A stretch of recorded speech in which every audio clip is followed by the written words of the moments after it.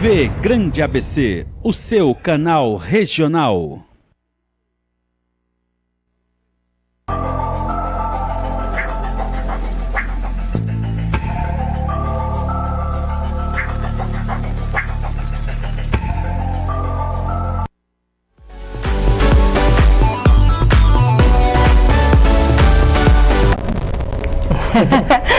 Olá! Olá pessoal, bem-vindos ao Enigmas. Você está entrando em um programa onde o normal é ser diferente. O normal é ser paranormal. E todo tempo é ideal para falarmos do tema de hoje, não é, Cris? Sem dúvida, com assumidade inclusive, né? Sim, não tenha dúvida. E nós estamos aqui ao vivo hoje para vocês para falar sobre um tema interessante. Olha só, a necessidade de expor em ordem cronográfica, apoiada por documentação e fotos analisadas e aprovadas por laboratórios e fontes idôneas, o fenômeno da ufologia e respectivo acobertamento, além de consequente análise de contatos de abduzidos que sofreram hipnose regressiva, detalhada pesquisa da origem da relação entre alienígenas e antigas civilizações e o Egito. Tudo isso nós vamos abordar hoje com quem, Cris? Com René Martin, diretamente dos Estados Unidos aqui no Brasil. Uma honra estar contigo, René. Bem-vindos ao programa Enigmas. Reencontrá-los depois de Curitiba, Los Angeles. Nossa, maravilhoso. É um prazer nosso. Igual. Vamos falar do projeto Gateway. Pois não. O Gateway vai se transformar realmente, a partir desse final de semana, num marco para a ufologia, porque nós, depois da libertação de documentos de 13 milhões de páginas que a CIA perdeu na justiça devido ao Free of Information Act, possibilita que agora a gente mostre documentos, faça a comprovação e faça também uma análise mais profunda de cada elemento. Estão preocupados, como tem nos Estados Unidos e na Europa, muito ufólogo de internet e Google, né? E nunca participaram de pesquisas, de metodologia como nós participamos. Isso é importante, né? Se você não for lá a campo pesquisar, você não tem como comprovar algo, né, René? Bom, Kátia, vou aqui com a primeira pergunta. Claro. Qual a origem do seu envolvimento com a ufologia, René? Olha, quando o presidente Jimmy Carter estava largando o governo americano, ele tinha, durante a campanha dele para a presidência, prometido aos seus eleitores que ele iria mostrar o que era a ufologia, os discos voadores, a sua realidade, os livros, abriu os livros. Ele tinha visto num jantar com 22 pessoas do Rotary Club, na Geórgia, e ele ficou empolgado, não conseguiu. Então, a partir da saída dele do governo, que ele se empenhou muito, foi feito um esforço para se abrir revistas no mundo inteiro. Então, eu tive a incumbência de fazer no Brasil a OVNI UFO Documento, foi a primeira revista de ufologia. Fiz o primeiro congresso, em 1979, brasileiro de ufologia, trouxe o Dr. J. Allen Heiner, consultor da NASA e do projeto Blue Book. E depois a biblioteca do UFO Documento, com Felipe Corso, Coronel Felipe Corso, Buddy Rampes, etc. Maravilha, hein? Bem. E me diga, com tantos relacionamentos, conhecendo tantas pessoas, como foi o seu relacionamento com Dona Irene Grant? A Dona Irene Grant foi apontada para trabalhar conosco como editora-chefe da revista OVNI Documento. Sim. Ela era uma investigadora de campo da APRO, Aerial Phenomena Research Organization, que não tinha muita relação com o organismo criado pelo Dr. Hynek, CUFOS, Center for UFO Studies, né? E ela vinha trabalhando com o homem que é o pioneiro da ufologia, que quase não se fala nele, e a gente tem que dar valor. Claro. Olavo Fontes foi o primeiro, realmente o precursor da ufologia no Brasil, que também era representante e investigador de campo, hipnólogo, médico, aqui de São Paulo, em ufologia. E o Dr. Heineck, qual foi o seu relacionamento com ele? O Dr. Heineck foi muito interessante, porque ele, quando veio ao Rio de Janeiro, ficou perto, em Ipanema, perto do prédio onde eu morava, logo no início do Leblon, e o tete-a-tete faz com que você converse com ele. Eu morava num apartamento que tinha uma pequena cobertura no Leblon, e ele uma vez foi para lá, fumando um cachimbo indefectível, que ele vivia fumando cachimbo, olhando as estrelas, né? E eu tive a oportunidade, sozinho com ele, termos um diálogo que ele queria ter, né? Já queríamos trabalhar juntos. Ele não me conhecia direito, sabia do perfil meu, tinha sido diretor já do Chase, estava no Citibank, depois foi diretor do Credilione na Europa e no Brasil. Então ele achava aquilo meio estranho. E me comentou várias coisas. Uma delas que pouca gente sabe, ouviu falar, que ele ficou 23 anos negando os discos voadores. Ele teve um caso em Michigan, em que ele disse para o indivíduo, quando ele entrou na sala de reunião, um major perguntou da aeronáutica: o que você vai dizer, Heineck? Diz que foi reflexo de pântano, de gás de pano no peito do ganso, voando. E ele me falou, isso foi muito desagradável, porque depois eu vi 3 vezes um disco voador. Uma delas, a primeira vez que eu estou dizendo isso, com um homem que desenhou e lançou o Learjet. Olha que interessante, Kátia. Agora podemos começar a falar. Opa, aí sim. Nós estamos falando aqui, gente, para você que não o conhece ainda, ele é reconhecido internacionalmente, praticamente começou esse estudo aqui de ufologia no Brasil, né, René? E não acreditava. Né? Então, assim, é um pesquisador de renome internacional, mora em Atlanta, nos Estados Unidos, né, Kátia? Então, assim, sim. Olha que a sumidade que nós temos o prazer de falar aqui. Quantas informações que muitas pessoas desconhecem, né? Sem dúvida, sem dúvida. E que bom que nós vamos hoje poder falar um pouquinho mais. Eu quero voltar da Dona Irene Grank. Dona Irene Grank, quando eu conheci, uma pessoa muito séria, muito rígida, sabia como Heineck, muito mais do que estavam me passando, né, porque eu era meio cético, ia fazer aquilo e tal, nem sabia fazer as perguntas direito, mas se transformou numa grande amiga. Conheci a filha dela, Chica Grank, né, que também labuta e tem presença na ufologia.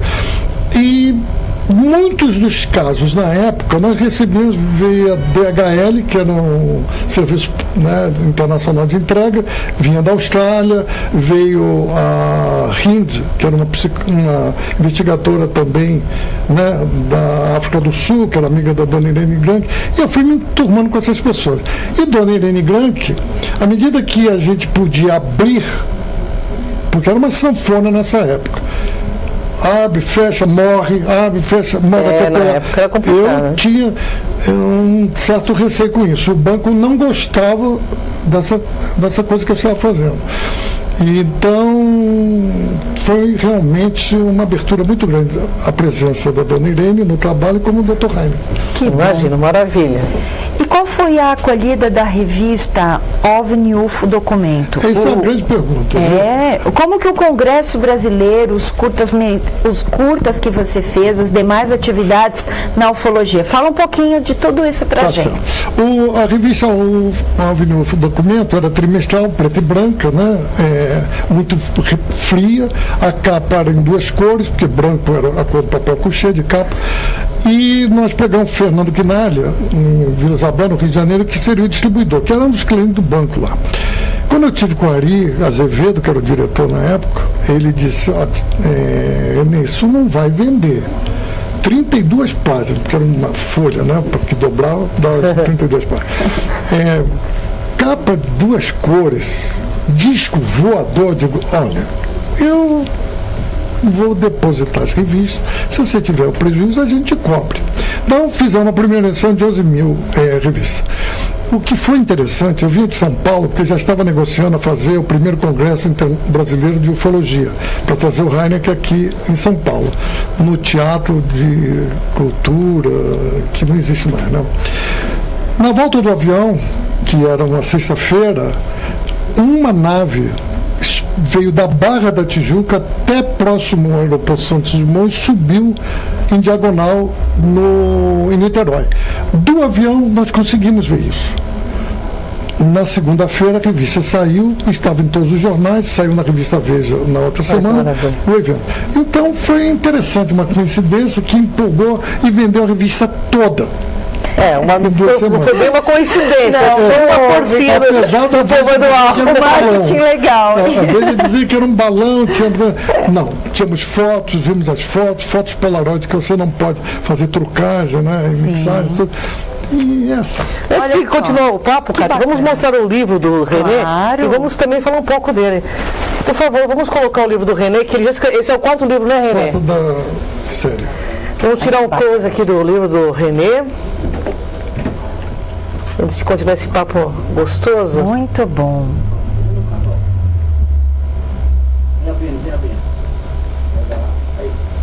Vigilantes Cósmicos. Esse é o quarto livro, né? Exato. Nós começamos com Controladores Cósmicos, que está totalmente esgotado. Vi um dia desses no Google, está por R$160 um exemplar primeiro, né?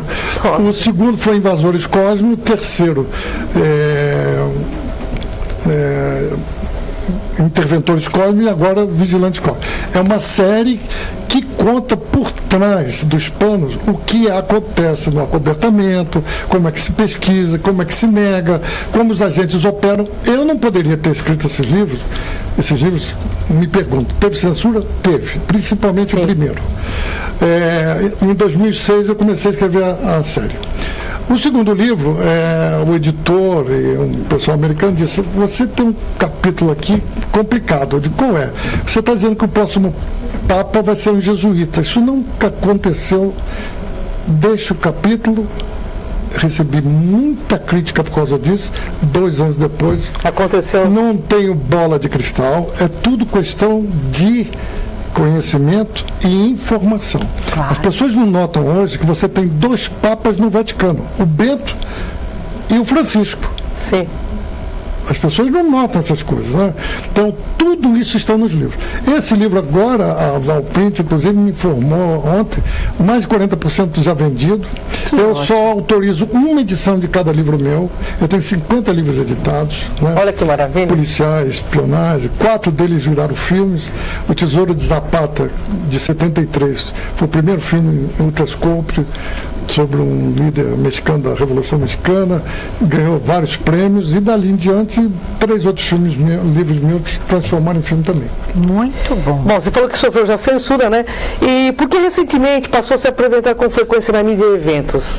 Pelo seguinte, sobre censura, né? Eu, na terceira revista OVNI Documento, recebi de um militar americano um pôster em que você afixava na cabine de comando dos navios mercantes canadense e americano. Você tinha assim, são avião, são navio, são submarino, são jato ou um UFO.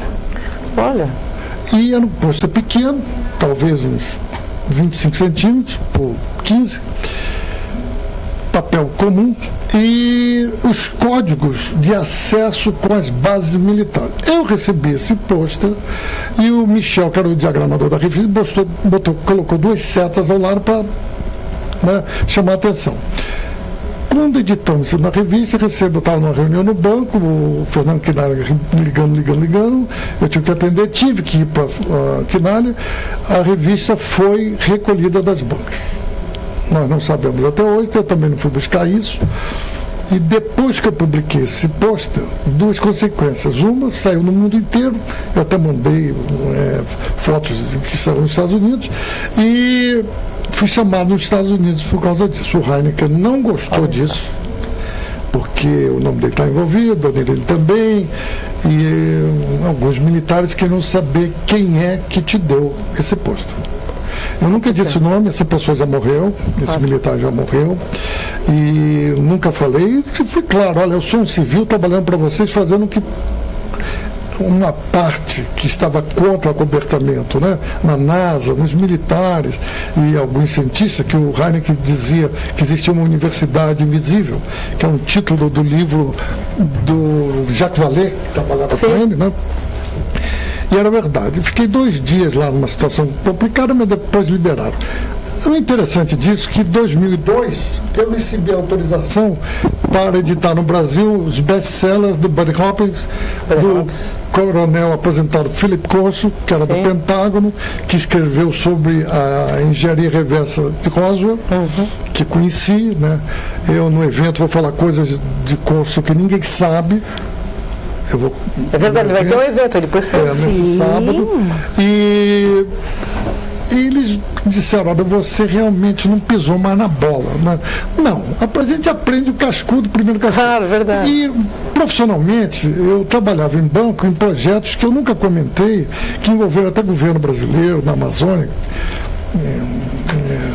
Bom, e nunca comentei profissionalmente. Então, para mim, não comentar a ufologia e o que eu estava vendo, e mexeu muito com a minha percepção das coisas, porque uma coisa é você não acreditar em fada, e depois você vê a fada e ela fala e toca no teu ombro, é um negócio complicado. Muito difícil. E passei por situações que até brinco em algumas entrevistas, mas você não quer falar sobre isso? Vou jogar pôquer, passo. Certos assuntos que são pessoais, Claro. eu ainda não toco. Sem dúvida. Perfeito. E tem que ser respeitado. Exato. Né? Existe um momento também, né? Isso. E existe realmente um sistema efetivo de acobertamento? Existe. A grande dificuldade do acobertamento é porque ele em si, né, tem uma frase que eu ouvi de um militar que diz: a militar não mente, nega. Isso é a pedra fundamental. Mas todo mundo alega que é o americano, os Estados Unidos é que faz o acobertamento. Né?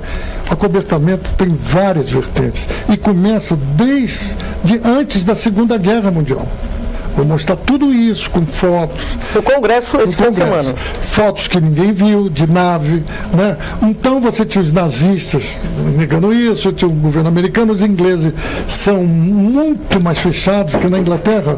Desde a Segunda Guerra Mundial, você tinha perante o governo, o Ministério da Defesa inglesa, tem um sistema chamado aviso D, que ninguém fala nisso. O aviso D é quando a imprensa se reúne com o governo e o governo não faz censura, solicita que certos casos não sejam divulgados. Né? Isso existe até hoje, né? Com outro nome.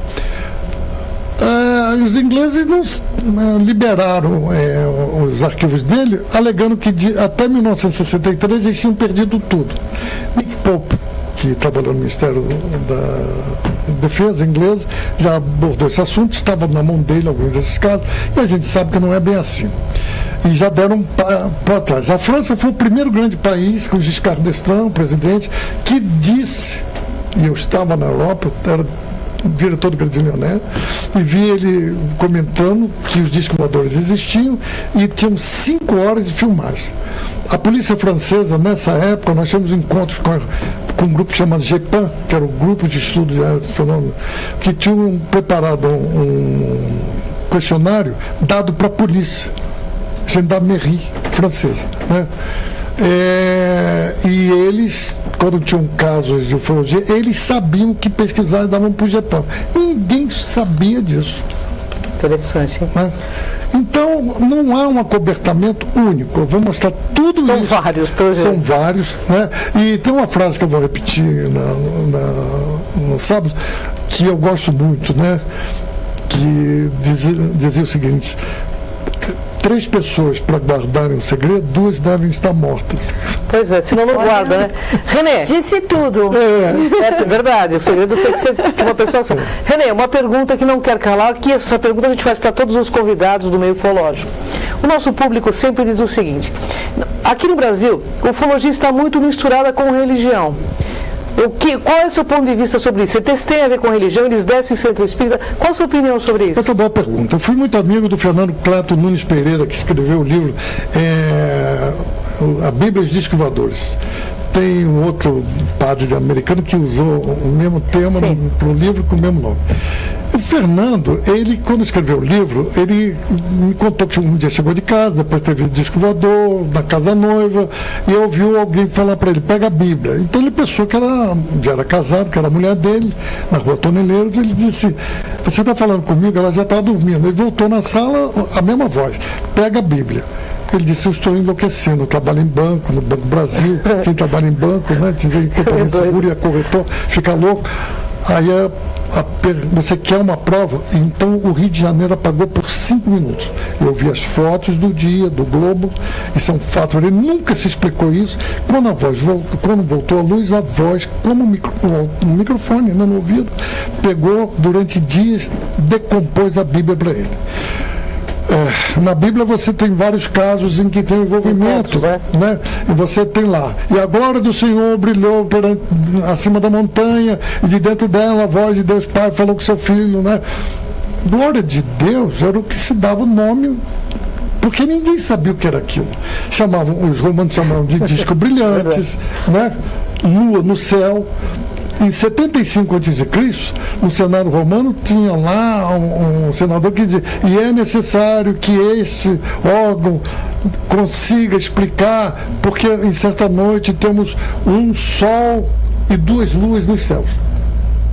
Ninguém sabia disso. Como não se sabia também, quando se dizia que estava dentro de uma nave, na época que comecei a ufologia, 78, 79, como é que o sujeito está dentro da nave, está vendo ela toda ao redor dela?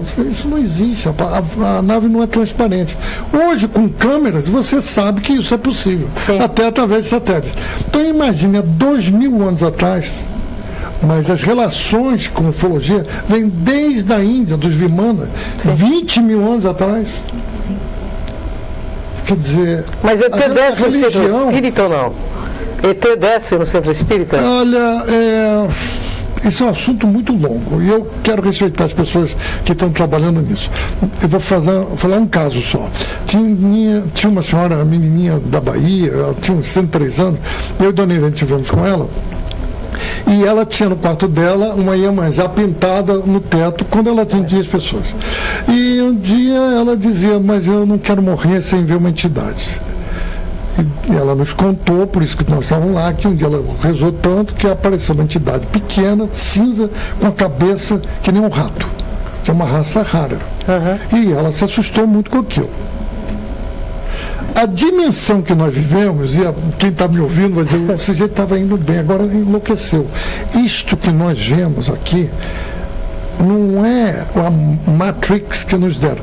Nossa percepção para viver nesta dimensão, com essa carcaça humana. É isso. O cachorro, às vezes, eu sempre falo isso, está latindo numa porta e o dono diz: para de latir.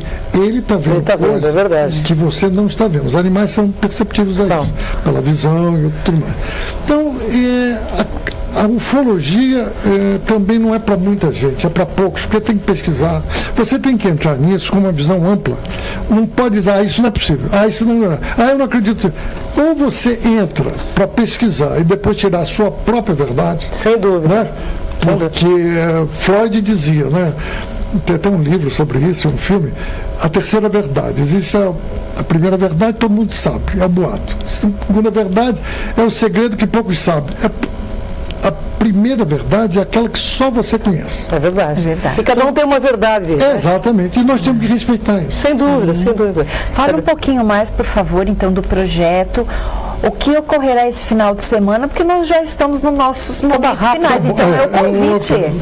Bom, o Paulo Iannuzzi tem um trabalho pessoal, presencial no Egito há muitos anos, fotos próprias, e tem uma correlação de estudo desde a antiguidade, passando pelo Egito, Bolívia, Peru, e vai fazer essa apresentação dele. E eu, a seguir, no sábado, vou falar de UFOs, alienígenas e acobertamento. Mas é uma sequência ligando vários fatos que nunca foram abordados. E aqui em São Paulo, em Jandira, né? O Teatro MC. Em Jandira. Né? Então, e a Gilda Moura, no domingo, vai falar de abduzidos e contatados, que é uma coisa diferente. Ser abduzido é uma coisa, ser contatado é outra. Sim. E a rede social do Renê é Renê Martin, _UFO. Por lá você pode entrar em contato e saber mais informações sobre esse maravilhoso congresso e projeto. Tá bom? Tem o Instagram dele aí também. Isso, é no Instagram. O livro pode ser comprado na revista UFO, marinês com Z, .revistaufo@gmail.com. Antes de encerrar esse bloco, que a gente está no finalzinho, deixa sua mensagem a todos os pesquisadores, os amantes desse tema, que eu sei que você é um expert, né? E conhece muito, pesquisa muito, praticamente fundou a ufologia no Brasil, pelo que sei, né? Deu um tique, né? Deu um tique, né? O que eu tenho dito é o seguinte: ninguém é dono da ufologia, ninguém é dono da história, todos nós temos que ficar irmanados, trabalhados em prol do conhecimento. Eu vejo muita cisão, certos egos, não é por aí, sabe? Eu fiquei afastado muitos anos pela posição profissional de vários países que eu trabalhei, função junto a 2 estados americanos. Então, eu estou aqui para divulgar. Estou autorizado, tive em Washington, agregar, vi tudo, o governo americano está pedindo para retardar, mas o governo russo e o chinês já abriram na Europa. Você não vê isso aqui na televisão, nem nos Estados Unidos. Então, essa é a hora, trabalhar junto em prol do conhecimento humano. É isso que tem que ser feito. E os ETs chegam quando? Peraí, Kátia. Os ETs chegam quando? Eles já estão aí há muitos anos. Só a gente que não percebeu, né? Exatamente. Gratidão, viu?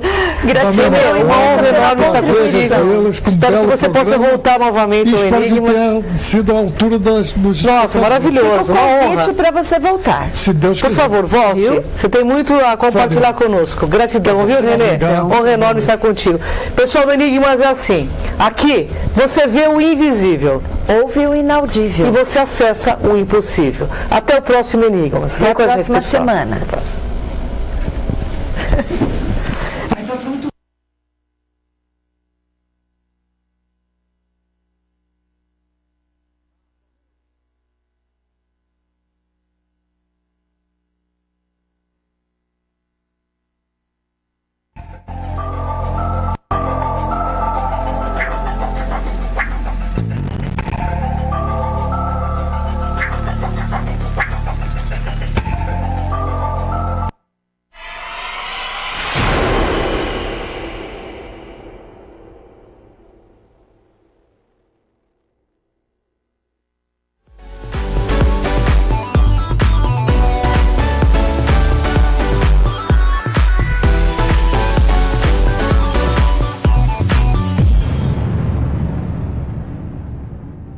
Olá pessoal, meu nome é Samira Said e nós estamos aqui na